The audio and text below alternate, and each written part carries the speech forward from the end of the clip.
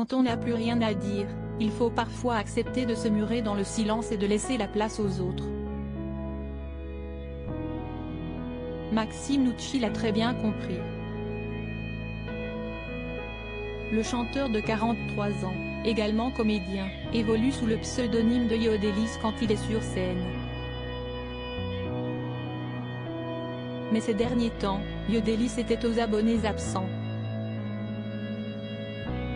Le personnage a laissé place à son créateur, Maxime Nucci, qui a mis ses talents d'écriture et de composition au service d'une des plus grandes légendes du rock disparues depuis, Johnny Hallyday. Pour évoluer dans le milieu et apprendre encore et toujours, pas de meilleure école d'après lui, je ne savais pas lui dire non. J'ai vécu ces 5 années auprès de lui de manière intense, la fin a été d'autant plus brutale. Tout ce qui s'est passé après son décès, je l'ai très mal vécu, confie-t-il dans les pages de Paris Match. Johnny Hallyday a aidé Maxime Nucci à retrouver goût à la musique. Une rencontre salvatrice pour celui qui, quelques années plus tôt, ne prenait plus plaisir à donner au public. Sur la dernière tournée de Yodelis, j'ai senti que j'étais en mode pilote automatique.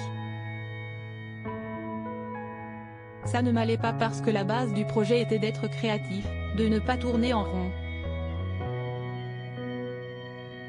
Siesti ainsi qu'un break se s'est imposé, à l'image de la réflexion, du recul et de la prise de conscience. Une période d'errance au service des autres, plus vraiment épanoui dans son rôle de chanteur. Maxime Nucci, alias Yodelis donc, a préféré raccrocher le micro pour éviter la dépression vers laquelle il se dirigeait dangereusement. 9 ans après son dernier opus, The Circle lui permet de revenir en grande forme et avec des choses à dire. J'essaie d'aller vers l'universel. J'ai fait appel à l'artiste Jason Glasser pour me seconder dans l'écriture des textes. Il a su trouver les mots de mes émotions. Ces émotions justement, le compagnon d'Isabelle Iturburu est allé les chercher au plus profond de lui-même. Il m'arrive souvent de repenser au moment où je n'ai pas été un type bien. Ce sont ces doutes que je mets en musique plutôt que les moments où tout va bien. Si l'album est bien rempli, cela ne veut pas dire que Maxime Nucci voit tout en noir. Amoureux depuis plus de 7 ans et heureux papa d'Aaron, 19 ans, fils de Jennifer, et Mia, 4 ans, qu'il a eu avec Isabelle Iturburu, le producteur de Jane n'a pas que des mauvais jours grâce à eux.